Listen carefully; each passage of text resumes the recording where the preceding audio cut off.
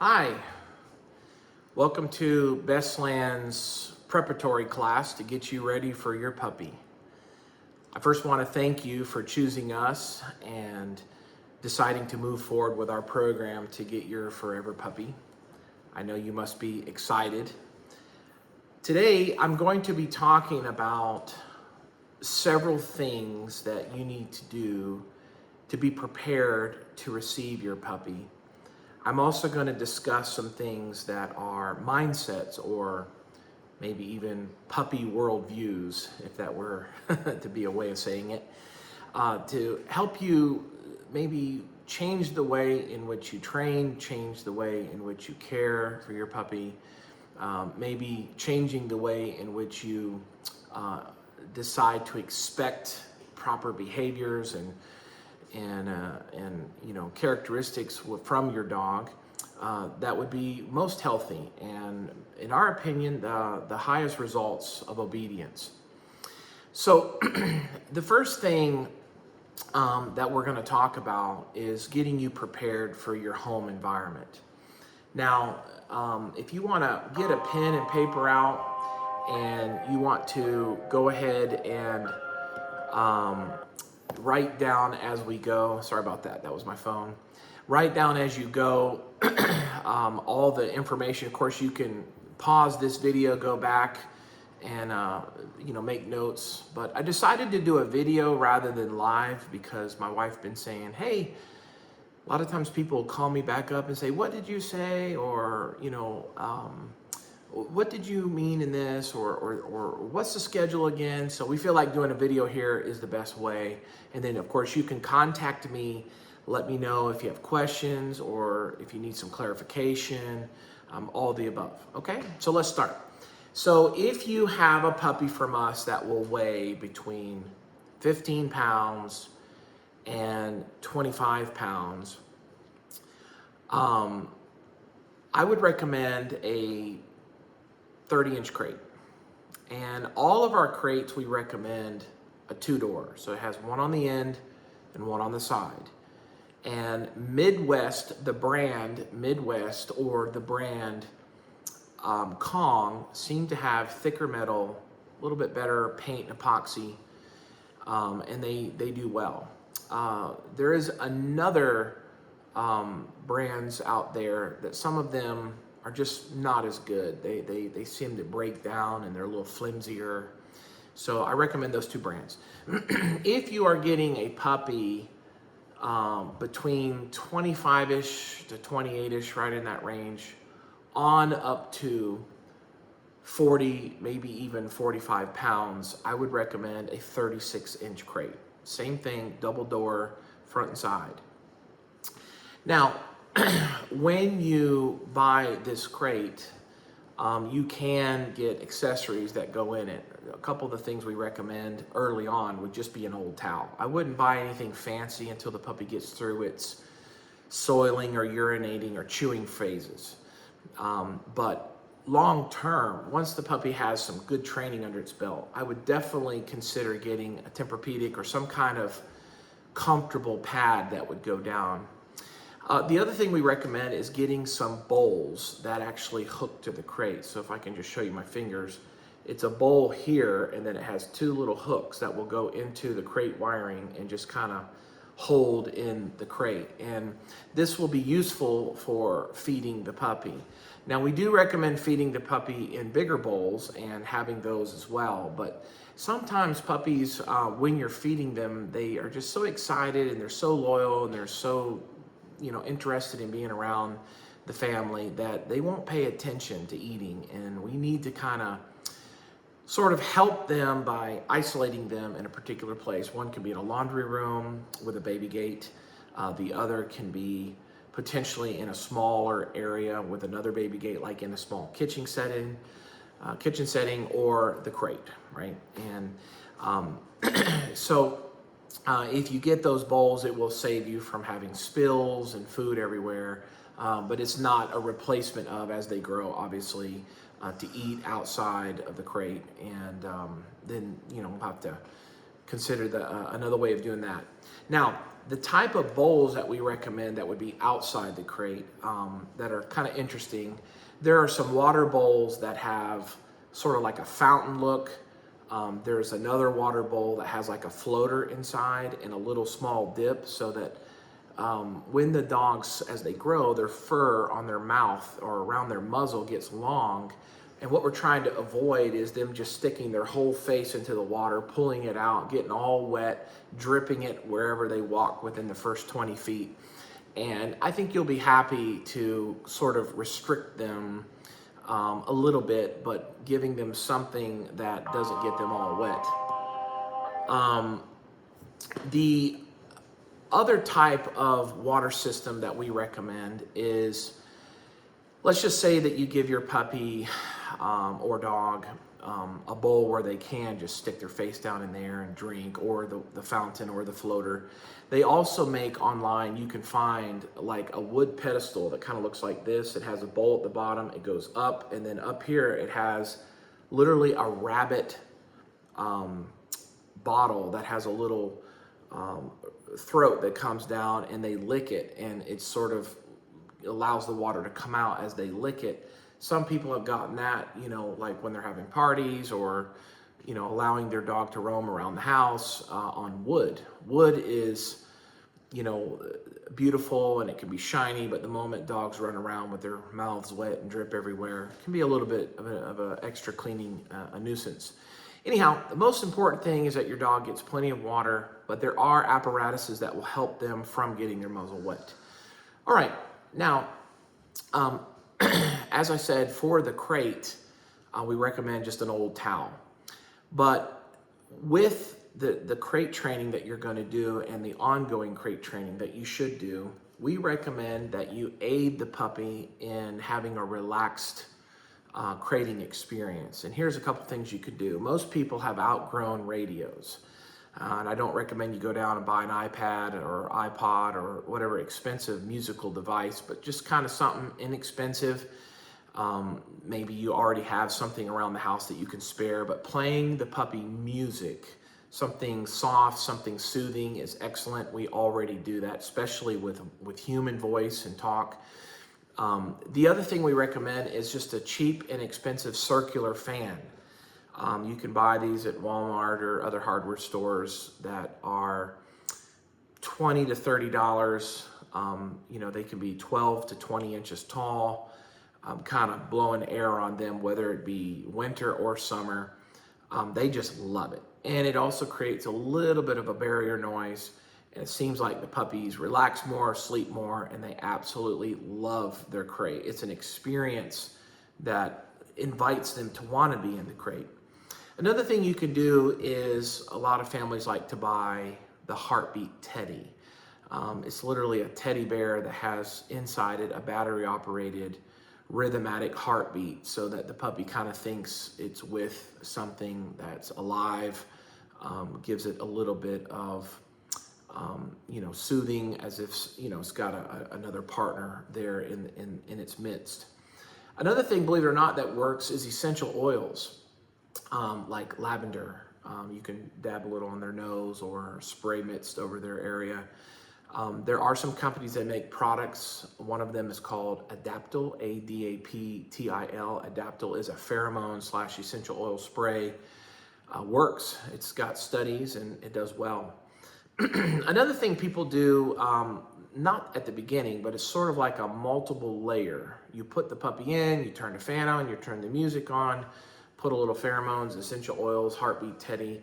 If the puppy's still having trouble with relaxing, sometimes like a thin sheet over the crate can be beneficial.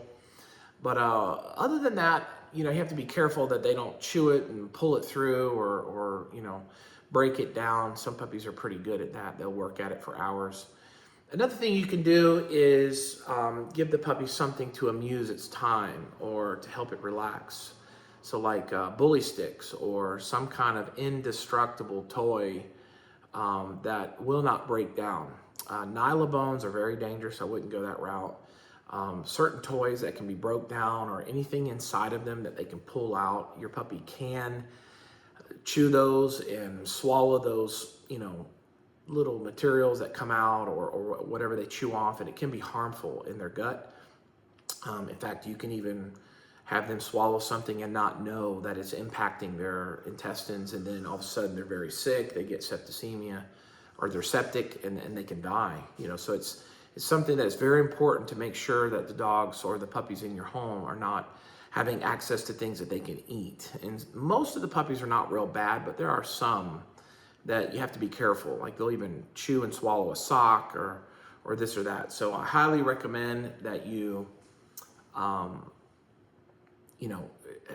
of baby proof or doggy proof sort of the environment that they're going to be in. All right.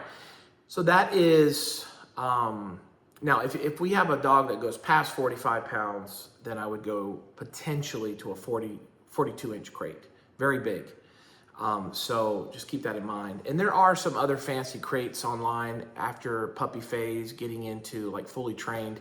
They got end tables that are gorgeous wood that can match furniture. They have like farm furniture that like almost looks like a hutch for a dining room, that in the center is where the dog sleeps. So there's all kinds of stuff that you can check into and modify later. I would definitely keep a metal wire crate, especially for travels. It can be broke down and compact, and it works great. All right, so let's talk about food, specifically what food the puppy is on. The puppy that we are sending home with you is on a puppy food that is sold by Tractor Supply. It's also sold online. It is called the number 4, and then spell out health. 4 Health, puppy grain free, comes in a brown and blue bag. They have 16 pounds. I think they have 20 something pounds, and then they have a 30 pound. I would just recommend getting the 30 pound. It's about $50, $52, right in that range. And this is what the puppy is currently eating, and we believe to be a good food for the price. I'm going to discuss here shortly within the video recommendations on how to give your puppy the maximum amount of health utilizing this kibble food. And so we'll go over that in just a little bit. The other products that we recommend are a regular collar and a regular leash. I would just get something inexpensive, 6-foot leash. They also make a leash that buckles to your hip and has about a 2 to 3 foot lead that goes down to your right or left side, depending, if you're right-handed or left-handed. They also have another leash that's like a sash. It literally, you throw the loop over, and it's like a purse almost for a lady. It wraps around, and the sash ends are right around your hip, and then it has a 2 to 3 foot lead that goes down. I recommend you get all 3 of these. You're going to absolutely love when your dog can walk beside you without pulling, without making you the cart and they're the horse, with these sash or hip buckles or just the 6-foot leash, where you would eventually cut that down to just 2 foot with using a couple fingers holding the rope and then putting the loop part in your left hand. We'll talk about that here in a little bit. But I will have links that I can send you where to get these things on Amazon. Another product that we highly recommend is the type of treats. Now, we're big advocates of you making your own treats, such as, freeze-dried or dehydrated meats, and obviously raw bones. A lot of our customers will go during hunting season to deer processing centers, and I'm not joking, you can get thousands of dollars in bones and scrap meat and even organ for nothing. You just give them 25, 30 bucks, they'll give you boxes full. And you basically have to go home on a weekend, buy you a cheap bandsaw and maybe a big chop block and a bunch of baggies for freezing. And you can prepare treats for your dog that'll last you a year or two in the freezer. That would be very, very expensive if you go to the store. A lot of my families are doing this, some are not, but highly recommend that. But if you don't want to go that route, there's obviously the expensive freeze-dried ones, prepackaged ones. Once you see the price, you'll understand what I'm saying by making your own. You could probably make a year worth of treats in 4 hours, just once you get the boxes home. But Biljax, Biljac, is sold at Tractor Supply and other pet food or PetSmart, pet supply companies. Those work really well. They're big, so I would definitely cut them down into small pieces and utilize them throughout the day. They also make online what's called a training doggy pouch. It literally has like a clip that clips to your pants or your belt, and you can fill it up with treats and have them readily available throughout the day to train your puppy and to help them be energized to obey and go in the right path that you want them to. Going and grabbing a bag of treats and pulling one out here and there doesn't make it easily accessible as the puppy training pouch. So highly recommend getting that. And the other thing is like bully sticks and like edible things that are healthy. And you can get deer antler horns. We always recommend that you get big ones, not small ones. I have had customers contact me where they got a small 4-inch one or whatever, and their puppy swallowed it. And even though the puppy digested it, when they went to the vet scared them to death and said, we have to have a surgery immediately, and $4,000 later, it would be saved. However, they called me and I said, hey, if the puppy's acting normal, if they're eating, if they're running and playing, this is the signs that your dog will give you if there's something wrong. So she kind of watched the dog very heavy, and within 6 days, she took it back, had an x-ray, and the bone was totally dissolved, as dogs eat antler horns and they also eat bones. So be wise about what you permit your vet to do. Yeah, they are possible to hurt a dog, 1 in 10,000 or 1 in 1,000 chance, but it's not enough to do a surgery, which probably has the same or worse numbers in possible deaths or injuries, and of course a large bill. Okay, so we talked about the food, we talked about treats, we talked about making your own treats, grooming equipment, very important. We highly recommend that you do your own mini grooms. We have videos and tutorials on our website. You can go on YouTube. We have some videos under Bestland Australian Labradoodles. There's also other breeders that you want to find that specifically trim Australian Labradoodles that are our type of coat. You don't want to find like really curly or that type of coat because it will not be the same cut.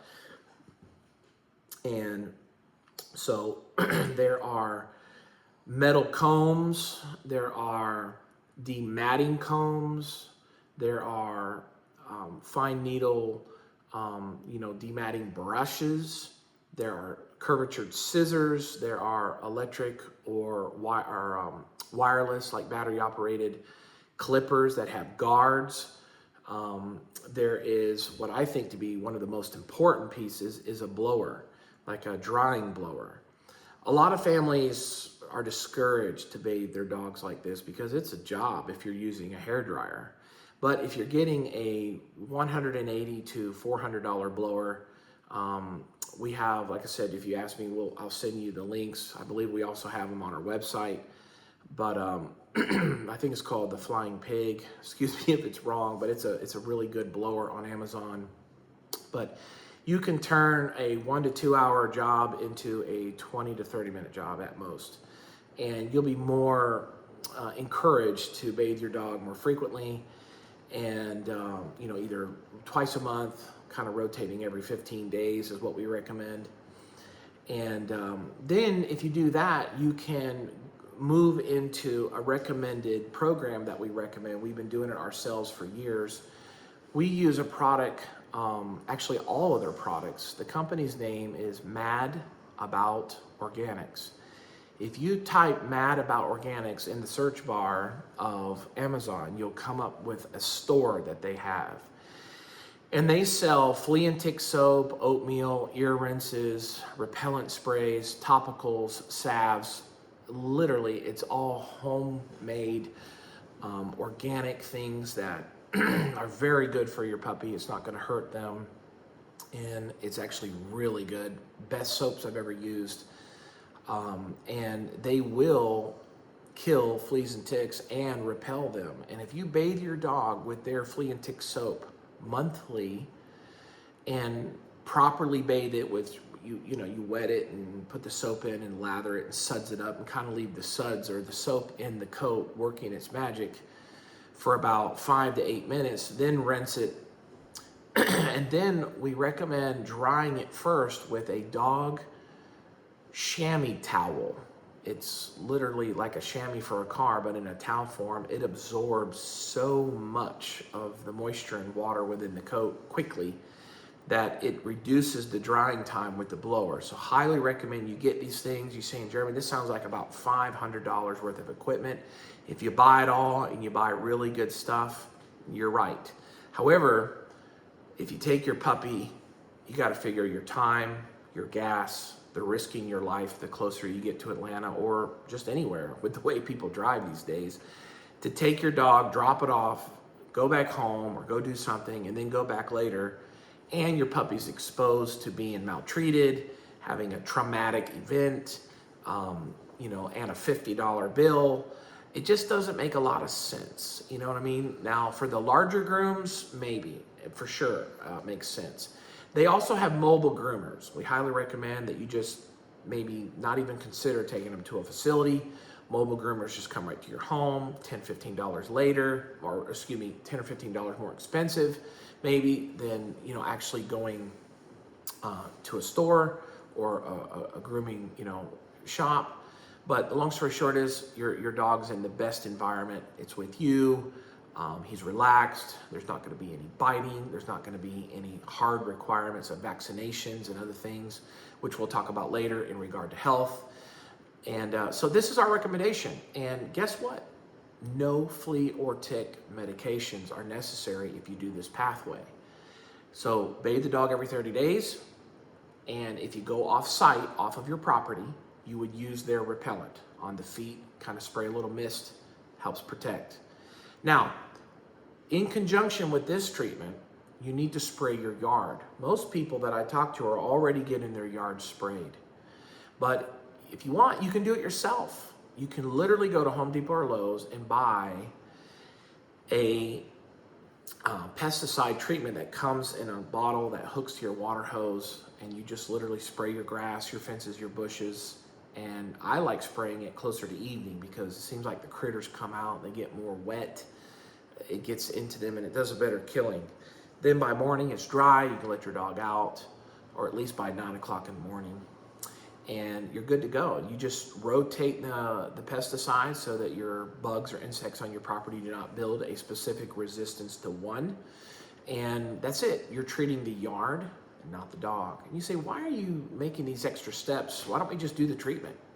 Well, it's poison. It's very bad for your dog. And if you care about them and you want to save money, listen, people are bathing their dogs every 30 days anyhow. Why not do it with a treatment? Why not do it organic? You don't have to wear gloves. There's no chemicals. There's nothing going into this dog that's going to cause cancer or epilepsies or seizures or other disorders that come along with giving those medications.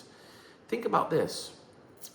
If doctors prescribed a medication that was poison in your system so that when a flea or a tick or a mosquito for that matter were to bite you, they would die because they extract the poison, what on earth do you think it's doing to the dog, right? Or the human? It's incredible what we've been sold on, what I consider to be lies, and just unnecessary, absolutely unnecessary.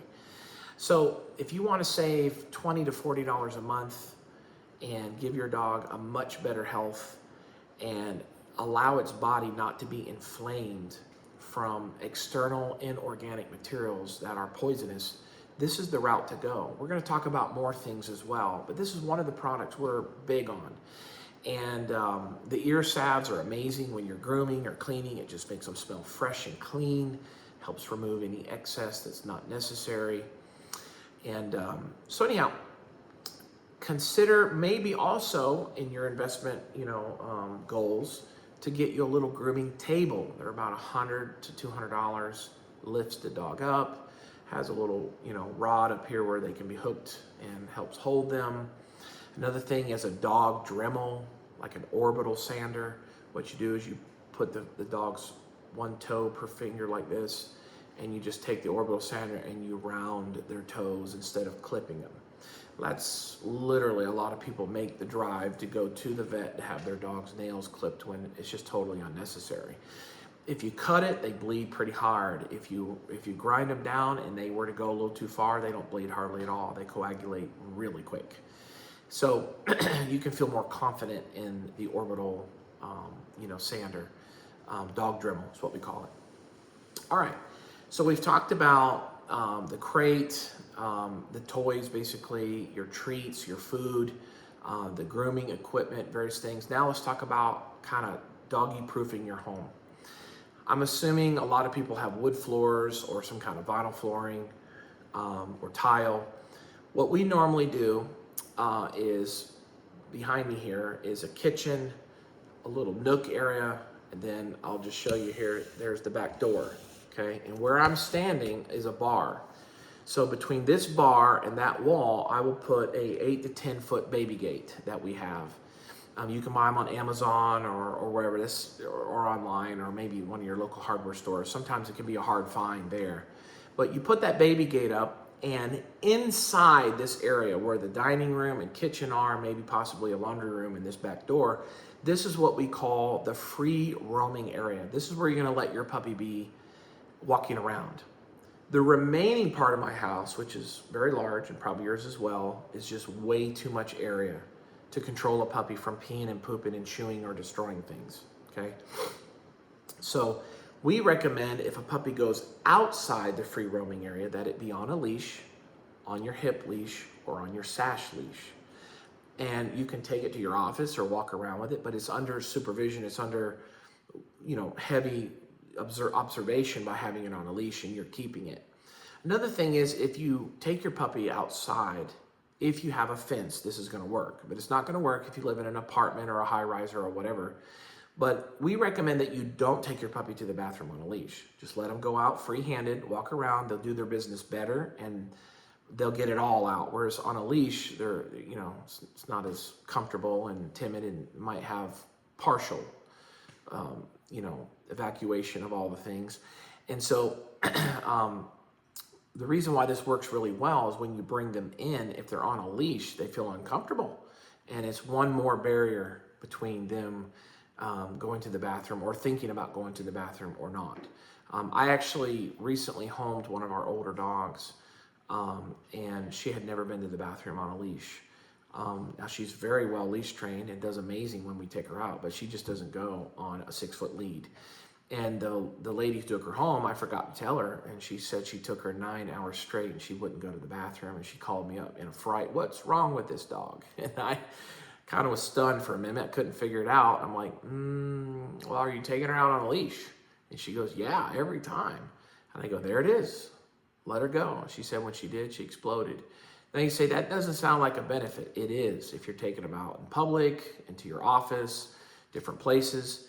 And so if you want to train them to go on a leash, what you do is you keep a 6 foot leash, walk them around, they won't go.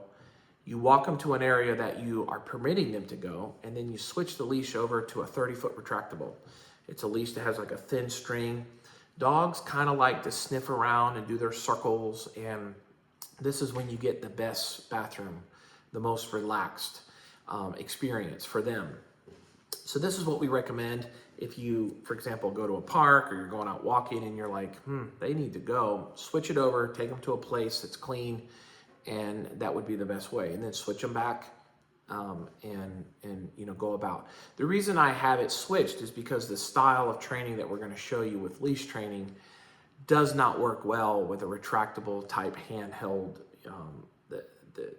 The way that you hold it is big and gawky and it's uncomfortable. You're going to find these other types of leashes and systems that we recommend going to be really comfortable, and it's not going to be an issue as much as the other. And so anyhow, that's what we recommend. All right, so we've talked about grooming materials. We've talked about the crate and the bowls and the other things that we recommend that you should consider getting. Also is baby gates throughout the house. For example, basement or upstairs. Okay, what about a bed? You can get a bed for them to lay down, outside the crate. A lot of people nowadays, because they have some really cool equipment, you can buy like a baby car seat, or at least something that straps to the buckle. I think that's very wise. Definitely a really cool, excuse me, I've got some itches. I think it's a really cool system for the car. I do not recommend having them, in a crate, or it just makes the experience so claustrophobic. A lot of dogs get anxiety. They can develop puking and whatever things. We want to give them the best experiences to help them have the most positive, ability to grow in the direction of liking to ride in a car. There is a percentage of our dogs, and all dogs really, that have anxiety when they're in a car. So one of our trainings is just get in the car and go 5-10 miles an hour around your neighborhood. If you got a golf cart, take them on the golf cart frequently. If you've got a four-wheeler or anything that you can just kind of get some riding in the back of a truck, just, if your dog's having trouble. But I recommend you don't wait till they have trouble. You kind of train them into liking the car and feeling comfortable, letting them walk around the seats, going real slow. Just go hang out in the car maybe for 30 minutes early on. Really important not to wait till they're older. And they also have like these big blankets that kind of tie up on your seats, and the dogs can walk all over those, if you don't need those for the children or whatever. So there's a lot of cool stuff. Check into that. I think you'll really enjoy those, and helps everything stay clean. Now, let's talk about food. We already talked about the type of food. I already mentioned about making your own treats. That's the healthiest that you can possibly be.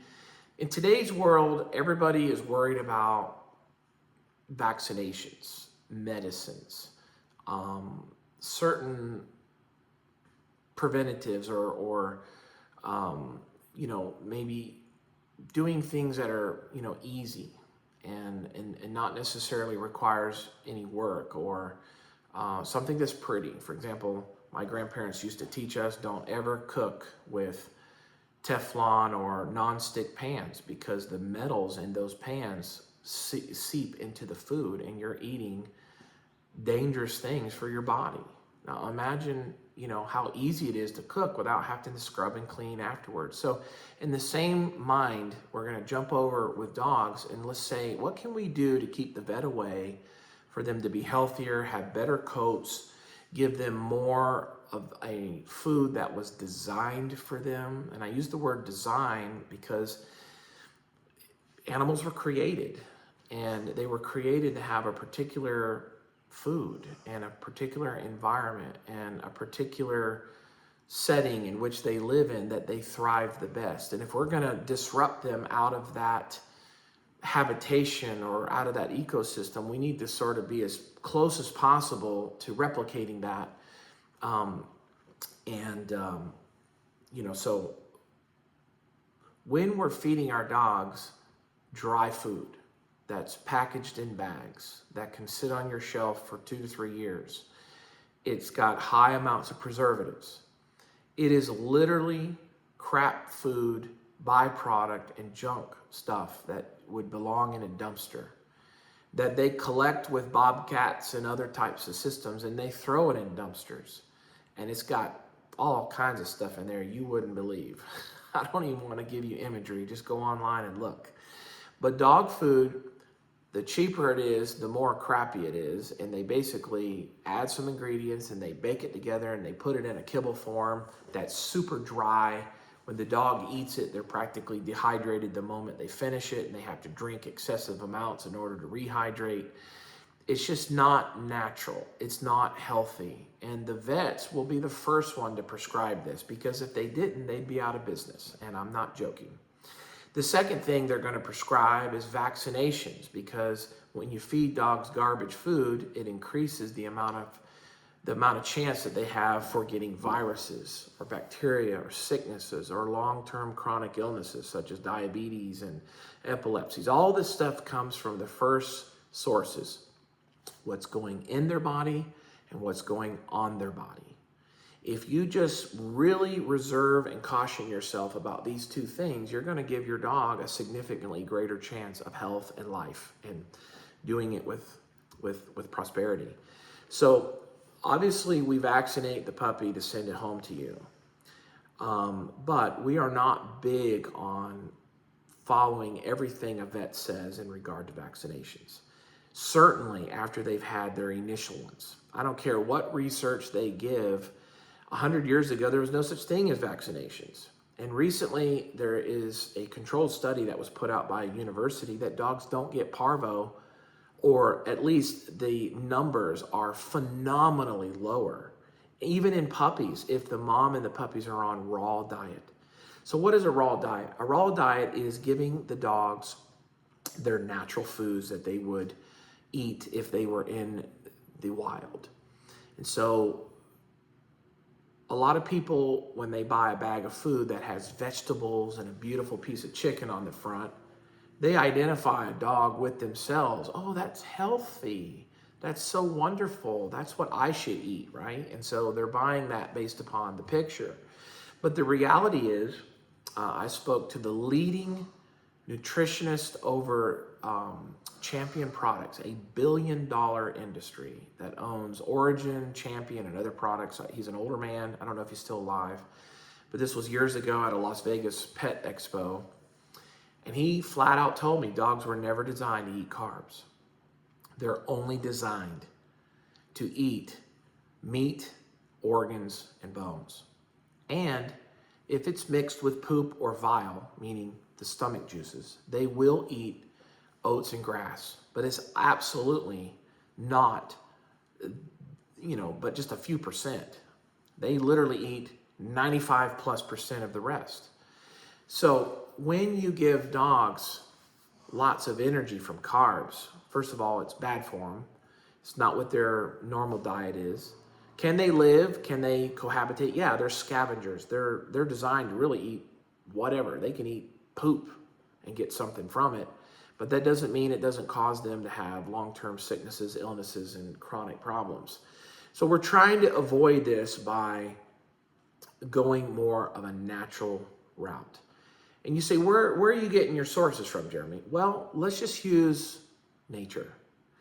If you have ever watched Planet Earth or National Geographic or any kind of documentary on canine species, whether it be a wolf or hyena or coyotes or dogs in Africa, they're literally dogs on TV, you will never see them going out and harvesting grain off of a chaff or a shuck.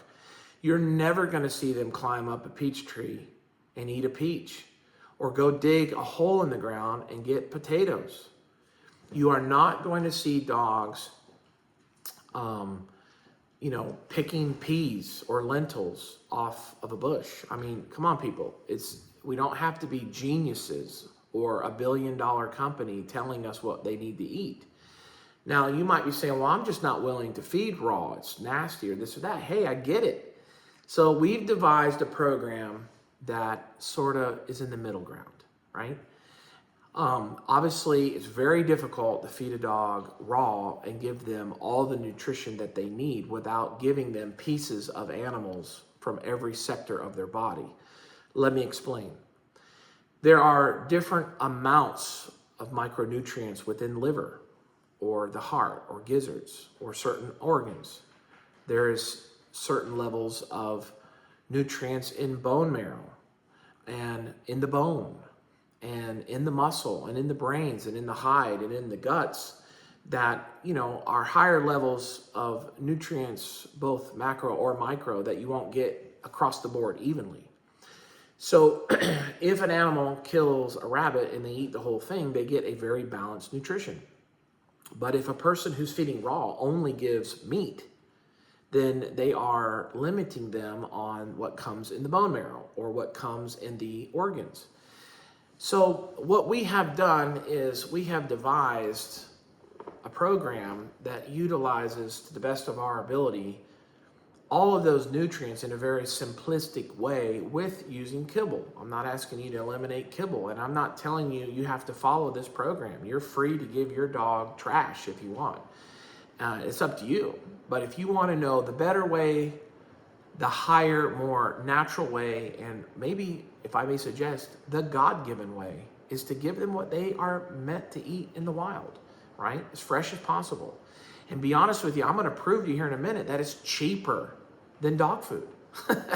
Because in dog food, it's like 70% filler. That's what you're seeing in your yard, large poop piles, right? Only when you feed your dog completely raw for months will you notice that their poop is like a fifth of the size, and there's very little waste or filler. There's no filler at all, but in the poop, meaning they're just significantly lower.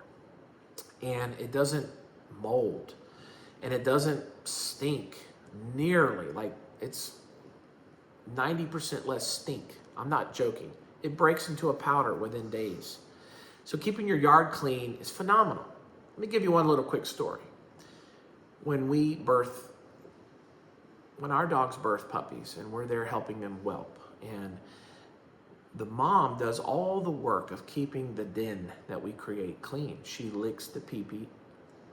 She has to lick the puppies, and they eat the pee-pee. She also licks the puppies to help them go. It's a stimulation. They also pee and poop, and the mom eats everything. Literally licks the puppies clean. This is what they were given in their nature by God to do. So otherwise, the puppies were walking around in poop and urine, and it would get sick pretty quick. And so these puppies are not big enough to walk outside 20 feet, go to the bathroom, and come back in. So this is the way that they were designed. What's interesting is as a breeder, we have a time clock that's clicking. Hey, these puppies are supposed to go home around 9 weeks. So we've got to transfer them from the mom's total care over to kibble or some form of food, so that they're prepared to go home with their families, and they're not still nursing, but rather they're fully weaned, healthy. They're totally reliant on a different food, and so the family can take it over. So watch this. When we feed the puppy starting at around 4 to 5 weeks kibble, when the puppies start digesting that and pooping, guess what mom does? She no longer eats the poop. So now the care of the den and the area now falls to us, the breeder. And you say, well, duh, that's normal, right? Well, not necessarily. If I were to give these puppies raw eggs, cottage cheese, yogurts, and raw meat, right? 100% the mom would continue to clean their poop and their pee, and the den would not have to be cared by me. Now, I'm not complaining, this is what we do, but I'm showing you how powerful it is to stay within their proper diet. The moms immediately know without anyone telling them. It's like God-given genius already inputted into their mind and into their nature. Isn't that interesting? See how we can learn from what's going on with animals by just observing what they were already given, right? It's very interesting. I'll watch my cows, they'll go and eat certain grasses in the field because they have a higher level of nutrients versus another. And if we as farmers don't force them to stay in a particular field long enough, they'll cherry pick the whole farm, and you'll actually have fields that have certain grasses high and other grasses low. So nature, from a creator design, it just reveals everything. It's amazing. Like I said, that university study. Now, why am I taking so much time here? Because here at Bestland, we're not just interested in popping puppies out to people. We care about people, we care about their home, and we care about their dog and their children. And here's why this may be very important for me to take the time I'm doing this, is because a large percentage of the families that come to us have children or members within their family that are sick. Lots of allergies, lots of problems, and they're looking for a dog that can not stimulate that any further. A non-shedding, non-dandruff, a puppy that is very relaxing, very soothing, very therapeutic. We have many, many, many, many puppies in homes with families that have children with ADHD, autism, sick. We have dogs that are working as therapy dogs, dogs that are working as service dogs. And amazingly, these families are decently conscious, and some are very conscious of what is causing their child those problems. And I'm going to tell you from a standpoint of someone who was raised by a family that have phenomenal knowledge on health, what we've observed, what my family's been through, and it's kind of been a preparation for us to help families. We do not tell anybody we know anything, or we're not here to tell you what to do, but we give you thoughts to consider, because the same thing we're seeing in dogs translate right over to families, right? Vaccinations, inorganic types of fluids, such as dirty water with chemicals in it, such as deodorants and chemicals that we as humans put on our bodies that cause us to be constantly inflamed, constantly sick. What about eating meats that are, not properly raised? My gosh, go and look at how they raise chickens, and then they kill them and you're eating that, right? What they're feeding them, they got plastic that they're feeding them. So this is why eating less and eating better quality is so huge. And the same thing happens with dogs. So we really want our job that we do here of raising puppies to be meaningful and to impact families in a greater way, not just with the dog, but with their overall family, right? So tons of children do not need to be sick, do not need to have allergies as they do if families would just research what is the cause. And generally, they're listening to the same doctors who gave them those allergies and who didn't advise you to stay away from them, and by not participating in improper foods and Teflon and nonstick pans and plastic. So many kids today are completely sterile, incapable of having children because of plastics.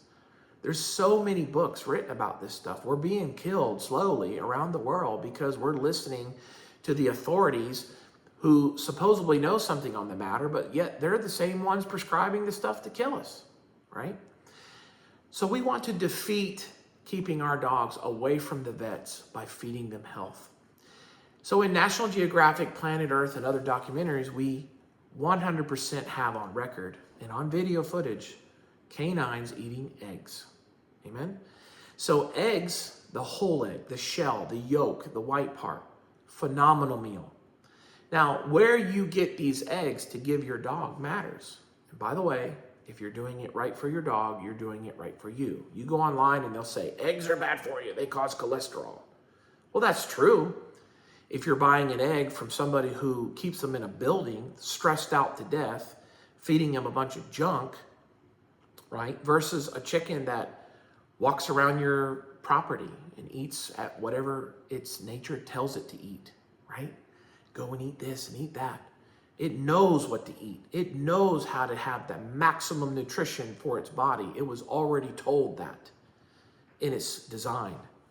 And so these chickens who do that, their yolk is so orange, it would blow your mind if you put it next to a Publix chicken egg, right?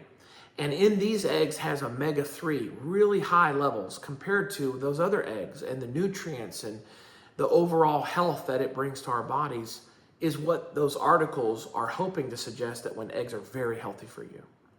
So dogs getting raw eggs is about the best you could possibly give them, because it's whole. It has all the micro and macronutrients. So if you're giving your dog raw bone treats and raw eggs, working your kibble down to about 30%, doing a little bit of liver here and there, doing raw hamburger, hamburger chicken, hamburger turkey, as organic as possible if your budget can afford. And I hope you feed your family organic before you feed your dog, because dogs are not important more than humans. Amen? We should be doing for our families and our children first.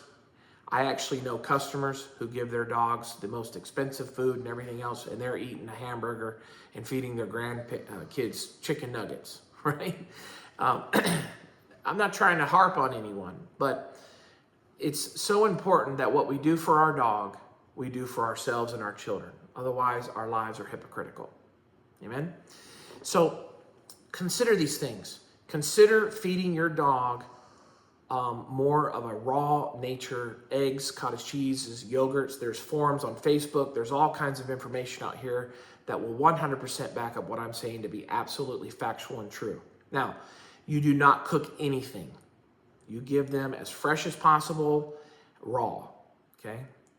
And we think you should start slow with your puppy. Maybe after the first month you get it there, begin to dwindle that 100% kibble down to about 30% kibble, and the rest, whatever raw that you mix, that you decide is the best mix. Like I said, eggs are complete, cottage cheese, yogurts, raw hamburger, all that's great. And I promise you, your dog's coat's gonna be better, their health's gonna be better, and they're gonna live longer, and they're gonna be so much more healthy. They're not gonna have allergy issues by, reducing 98%. So many things, as well as giving them water that is either distilled or reverse osmosis or completely filtered away from the chemicals that are within it. And if you've eliminated that flea and tick soap and you've went to more organic soaps, as well as Heart Guard. I'm not saying don't do Heart Guard, but you can buy your own products and administer your Heart Guard through the product ivermectin. You can buy it from different suppliers. One that we like is revivalanimal.com, and you can just give that medication only if you feel that it's necessary during mosquito season, but not year round. If you do it year round, you're putting something in your dog's body that's inorganic, foreign, and now it's one more thing added to the bucket that might cause your dog to tip over into completely inflamed body. And inflammation is what causes lots of sicknesses and diseases. Okay?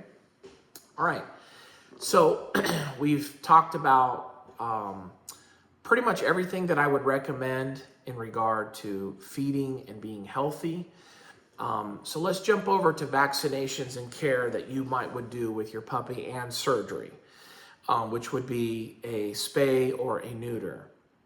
Now, in a real world, in my most deepest conscience, I'm against neutering and spaying. I really am. But it is a culturally accepted thing, and people do it. And it is true that if you have a dog that is fertile, you got extra problems. If you have a male that's intact, you've got extra problems. They can develop male tendencies, and it makes them harder to live in your home. Under our contract, because our breed requires it, the future of the quality of this breed is at stake if it's not administered and upheld, and it is that you are required to spay and neuter. Now, boys, we recommend between 8 and 12 months.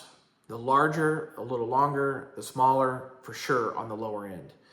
And if you go past these time frames, especially if you get closer to 12 months, your puppy could develop male tendencies that you do not like, such as humping, spotting, maybe becoming aware of scents of girls that might be within the neighborhood or the area. For girls, it's not so important. Really, honestly, waiting till their first heat is an okay thing. But what I have found is even myself as a breeder, an expert, cannot always detect when a girl goes in heat. So we just kind of set the bar at around 12 months. 10 to 12 months is sufficient and perfect. Now, where do you get your surgery done? I would not recommend doing it at an office veterinarian. They are very expensive. We're talking $400 to $1,000. I've even received emails from people's proof of surgery, which we require, showing the cost. Unnecessary, absolutely ridiculously charged. You can go to an SPCA, a Humane Society, or a spay and neuter clinic within an hour drive of your area that they contract a licensed veterinarian who specializes in doing these surgeries, and they probably do 100 to 1 what your vet does. So the efficiency, the quality, and what they get done are far better, even though it may look like a commercial, cheaper end facility that they're doing it out of. Believe me, it is quality, and the place is cleaned properly. You don't need leather chairs and paint in the front office when the back looks the same. It looks the same both in a SPCA versus a vet's office, okay? Now, the vaccinations. We do recommend that you do at least the first 2 years of vaccinations. You can do it yourself. The same company, revivalanimal.com, sells a pack of 10 or 25 for like $75. You can buy some syringes, keep it in your fridge, literally watch a video on how to put a subcutaneous shot. It's very easy. You just have to follow the schedule, follow and put all of the proofs on a piece of paper, and commercial places will accept this. Some are stickler. They want you to have it only by a vet. But with inflation that has occurred in recent months and years, boarding is very expensive. And grooming is very expensive at certain places. And now that there are mobile groomers, and now that you can offer your neighbor, friend, family, somebody that advertises, that is in-home, private, boarding, you can get away with doing far less vaccinations, which are far better for your dog, by the way. Don't believe the populist, what's the right word, worldview that comes from the veterinarian side of things.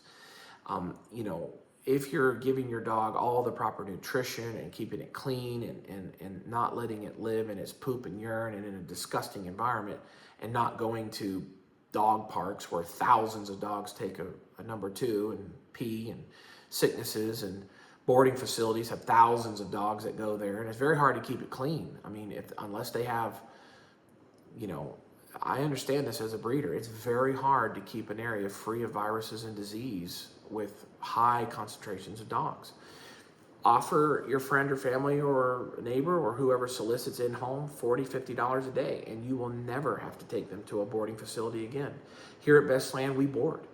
We board here only our dogs that we've produced. So you know that you have at least a backboard in case you can't find anybody really quite local.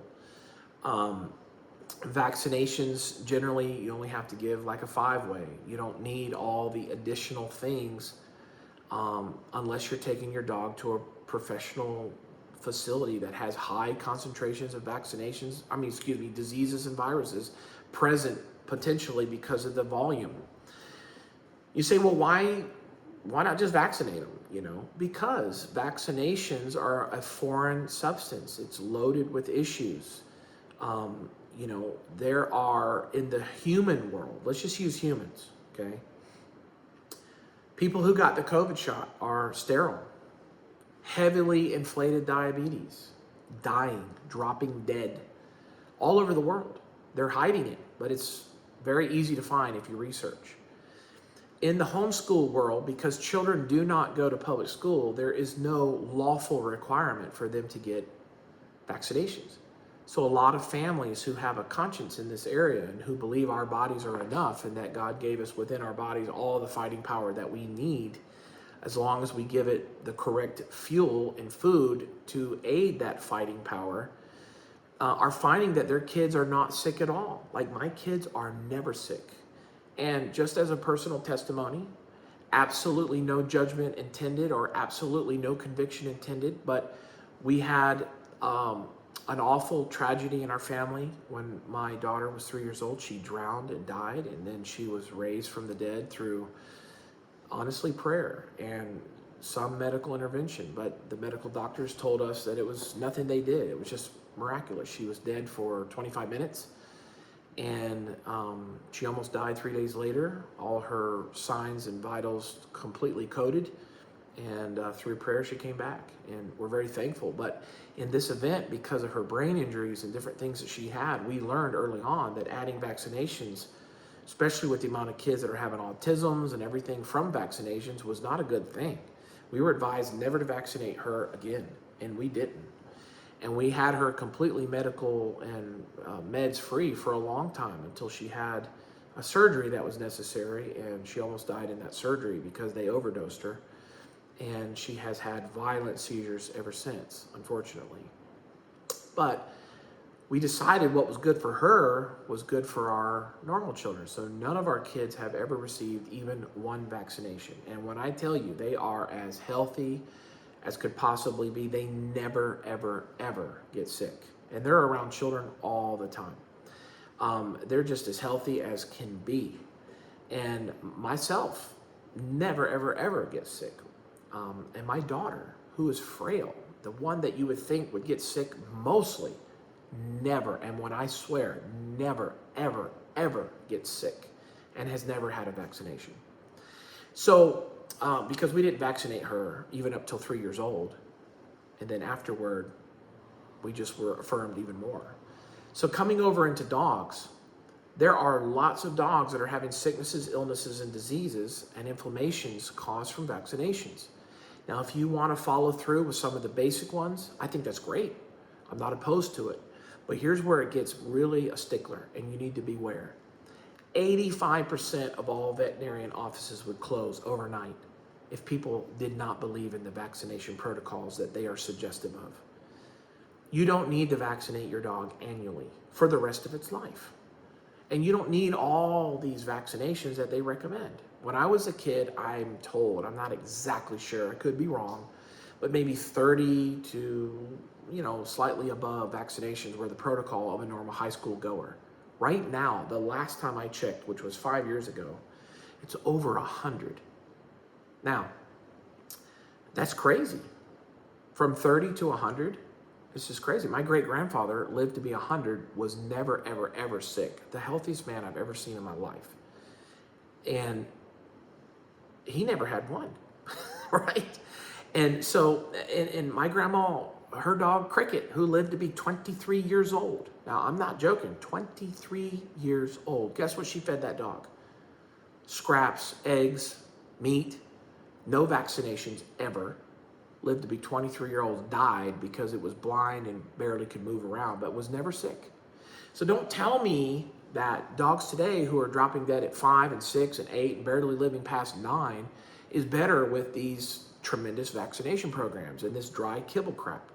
So I'm a big stickler on this, and I'm stressing this because our families love the fact that we care about our dogs and we care about you having proper information, or what we believe to be proper, for you to throw it in your side of the court and say, hey, consider these things. If you feed your dog kibble and you give them flea and tick medication and you give them heart guard and you do everything your vet says and you follow all the regimens, it's fine. We love you here at Bestland. It's no big deal. But I promise you, there are a lot of problems with that side of the court that you will not find over on this side of the court. So we'll leave it with that. I'm going to end there. And how do we feed and what should we feed? If you're doing only kibble, it's twice a day, unlimited amount of food for 15 minutes. So you basically put the bowl down or you place them in the crate on the back side. So remember, let's just imagine that this is a crate, okay? On a top view, you have a door here and you have a door here. You're gonna put the divider about right there, okay? So the puppy can lay down in here, sideways. On this side, you open this door. This can be where you feed the puppy in the event that they don't focus on eating. Because part of the training regimen is very, very important that they eat in 15 minutes flat. You take them outside to go to the bathroom, and then we'll talk about the crating schedule and daily schedule in just a moment. But a lot of times families want to know, how do I feed, how much, this and that, unlimited. Now, if you're mixing with eggs and hamburger and all that, you're going to want to be a little bit more reserved, because what if they don't eat it? You're wasting money. But the first meal, you can do a little bigger. If they don't eat it all, just refrigerate it. Maybe add a little bit of something like chicken stock for the second go around and let them finish it up with a little bit more kibble. But anyhow, that is, and you want to feed them exactly the same time as much as possible. Like, let's say 9 o'clock and 3 o'clock, right? And here's a big one, write this down. Do not feed after 4 p.m. if you can help it. And do not give any water after 6 p.m. if you can help it. Now, if they're outside running the ropes and getting hot, it's okay. But try to think of it this way. Get all the food in their system earlier in the day and all the water in their system earlier in the day, so that they have plenty of time between 3 and 11 and for food and 6 and 11 for water to exit all that out, so that they don't have any additional pressures at night during your crate training program, okay? Now, if you're doing raw, or at least a supplementation of raw, like raw eggs, raw meat, it's moist. Think about this. If you give a dog a pound of dry food, it needs more water than its body naturally needs just to compensate for all that dry that just went into their body, okay? Some of your higher end foods are mixed with moisture, and that's why you have to seal them at the top, and they have a quite quick expiration date compared to other foods. So it's not the same, it's not equal nuts and bolts for every food, but majority dry food is dry, okay? So if you wanna go ahead and if you go in that moisture route, you're gonna notice your puppy drinks far less amount of fluid and it urinates less. So keep that in mind. All right, so let's talk about scheduling. On our website and Facebook, we have a written out proposed plan that is just a very basic skeleton. You need to tailor it to your life. Some of you go to bed at 8 o'clock and get up at 4 a.m. Some of you go to bed at 11 o'clock and get up at 7 a.m.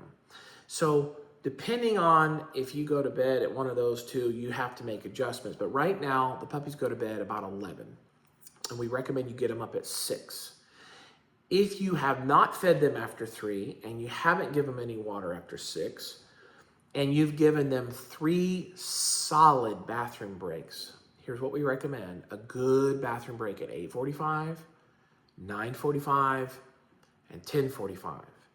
Going outside and not playing with them, at least until after they go and you know they've gone.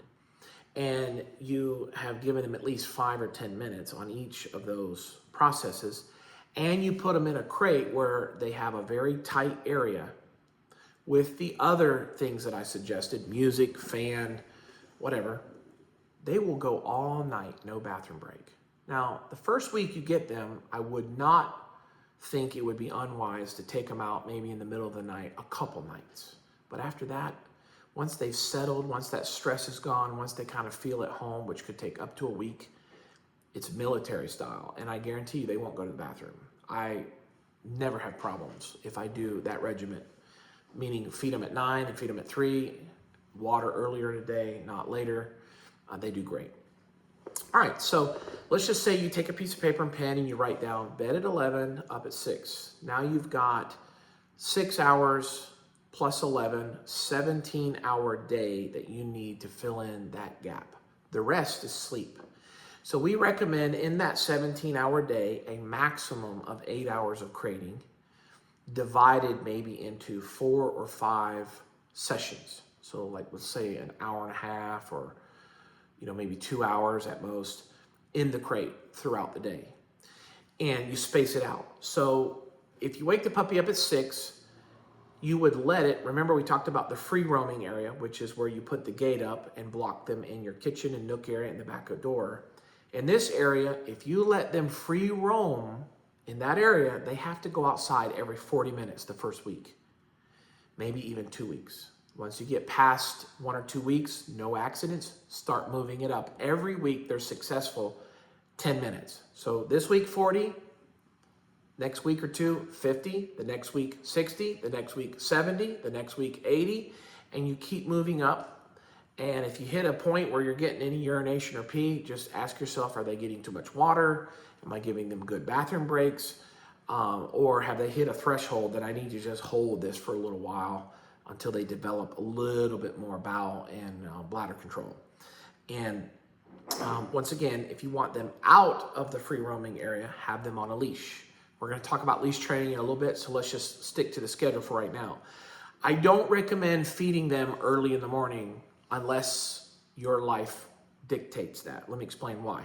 You may be getting up at 6, taking them to the bathroom, feed them because you have to go to work and there's nobody at home and you have a sitter coming or you have a company coming to let them out, or you're slipping home every couple, so many hours, and whatever. You might have trouble with that for the first 3-4 weeks until they've gotten a little more used to holding it in the crate and this and that. But long story short, there are other ways that I'll talk in a minute about helping the delay. If you're not able to stay home, what you can do without, leaving them in the crate for 4 hours where they may not be able to hold it as a younger puppy. They will later, but it's not as recommended, but it's definitely suitable for us. Your life and what you do at home is your business. I'm not going to encroach.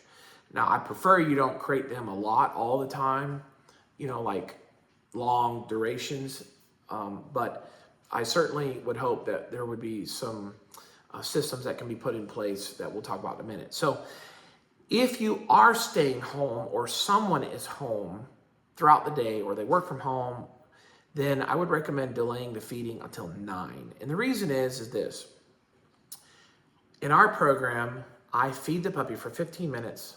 I take it outside to go to the bathroom. Then I bring it in and I crate it every single time. So it's eat outside, crate for an hour and a half or 2 outside. Part of the reason is I found puppies will poop a second pile in your home thinking that they exited everything after they eat. So in order to eliminate and catch those extras and not have any soil in your home ever, having them crated for that hour and a half or so right after they went to the bathroom after they ate is a good safety net, as well as puppies tend to sleep better after they've eaten. So, but if you feed it first thing in the morning at 6, it kind of, fights against the conscience. Like, hey, they were just in there all night. Now I'm putting them back in there for an hour and a half. Unless you want to get up really early, like 5 o'clock and feed them, put them back in their crate, that might work. But it seems like they do better throughout the day, may even have less urge for hunger by feeding them, let's say 9 and 3, and then little treats here and there, throughout the day or into the evening. So keep that in mind. So now you have 11 to 6 crating. You have 9 and 3 feed outside crate. That's easily 2-hour block. You have 8:45, 9:45, 10:45 as 3 solid bathroom breaks where they get, great, even if they're getting older, this 8:45, 9:45, 10:45 doesn't change until they're totally housebroken. You're seriously comfortable. But you just don't want a 4-month-old puppy that you think is trained only letting it out at 9:40 and then it doesn't go to the bathroom like you think it was, and all of a sudden, bam, it has trouble or pressure, or it wakes you up in the middle of the night crying. So right there, you have 4 hours of crating throughout the day already charted. You have from basically 9 to 11 and 3 to 5 already charted. So now fill in the gaps. Based upon your life and based upon your schedule, they need to be crated at least another 3 hours throughout the day, somehow, some way. But I wouldn't crate them that much probably after 5 or 6. So I would do more of your crating during the day. And don't think that just because you're home that crating doesn't happen. In fact, that's the most important time to crate. It teaches the puppy to relax, to be self-soothing even when there's people around, and that they don't have to have you. One of the sins of this breed, and probably for that matter a lot of breeds, is they get way too attached to certain people in the home and they can't function or live without you. And the song reminisces in my mind, I can't live, live without you. And that is certainly the case with lots of puppies. I'm not joking. I've boarded some dogs that their family drops them off and that dog is depressed, it's drooling, it can't be in its crate. If the family reports to me that if they walk from one room to the next, it can't live without them, it drools. Now this isn't the case for a lot of the puppies, but it is for a percentage of the puppies because they let that dog live with them without any rules, without any crate training, in their bed, on the couch, with them in the bathroom, while they're going to the bathroom, while they're taking a shower, and the dog just literally doesn't know how to exist without a human. And if you want that, that's fine. But I'm going to tell you right now, it's not as healthy for the dog, especially if you're boarding it or if you got to run an errand or whatever. And those type of dogs tend to have issues in other areas. I don't know how to explain this. Don't ask me for a super perfect scientific answer, but dogs that are properly crate trained and they're very relaxed and they are obedient on a leash, they are amazing in every other area. You take a dog that can't be crate trained. You take a dog that cannot obey on a leash. They're just dragging you everywhere and they don't mind and they eat whenever they want. this is a dog that's probably out of control in every area, and it's just not really moving in its potential. It's just off, right? It's kind of like a child who doesn't get proper sleep, who eats sugar all the time, eats when he wants, go open the cabinet and grab sugar whenever they want. This child is probably exhibiting areas in school with their parents, back talking. I mean, all kinds of stuff. Same thing with dogs. We can learn so much from dogs, right? My grandma used to always make us chuckle because we'd go over to her house and say, "Hey, Grandma, how are you? What do you want?" Right? Or just something like this, just a nasty, derogatory, always just not very friendly. But her 3 or 4 dogs would run in the room, and you would hear either the real Nana, we're not sure, or the fake Nana. She would do it just like this. "Hey, babies, my little poochies," right? And then her husband, me, every other person in the whole family walk in, "What do you want?" So it was weird to see that, right? I remember that as a kid. So hopefully none of you guys are doing that. Don't love your dogs more than your children or your husband or your wife. But let the dog be a celebration, a blessing in the home. So our training is focused on family-centered, human-centered homes, and the dog is there to support that. But I often find that the dog becomes the center and the family serve the dog. And it may even be just in a small fraction or a lot of fraction. But the fact is the home needs to be human-centered, the dog serves. And the reason is go into the wild. If a dog is self-serving, it will die. It does not do well in a pack. If the dog is pack-oriented, and it follows order, and the alpha, the betas, and the lower levels eat in that order. So this is why it is a sin, a no-no, the absolute worst thing you can do to let your dog free feed. They don't need you. There's no order to the pack of how things are ate, and they develop alpha tendencies more than a dog that eats on a schedule with food given to him and removed. So this is why we recommend never, ever, ever free feed. Give the dog the food and remove the food. By the way, getting back to feeding, I missed one thing. The dog gets 15 minutes to eat. Now, the first week, baby it. It needs to settle. It needs to relax. But after week 1, if the puppy doesn't eat in the 15 minutes with a proper environment that it can focus on food, you don't put the food down and then go over and start playing with balls or whatever. It ain't going to eat. But if it's in a crate or it's in a laundry room or you've developed relaxation, maybe while you're eating breakfast, they're eating breakfast, then they get 15 minutes. Eat or no eat, you pull it and you go to the next schedule. I promise you, they will eat on the schedule that you give them, and this significantly helps with your training. It helps with your schedule, and most importantly, you kind of know when they're going to go poop. Because if they're eating every day at the same time, their bowels will develop a routine. Now, dogs don't eat every day, so don't freak out if your puppy doesn't eat one day. In fact, the nutritionist I spoke to out at that Pet Expo at Las Vegas, who was the head nutritionist over Champion Products, a billion-dollar company, said that in the wild, dogs don't eat every day. I kind of thought about it. I was like, well, that makes sense. Duh, right?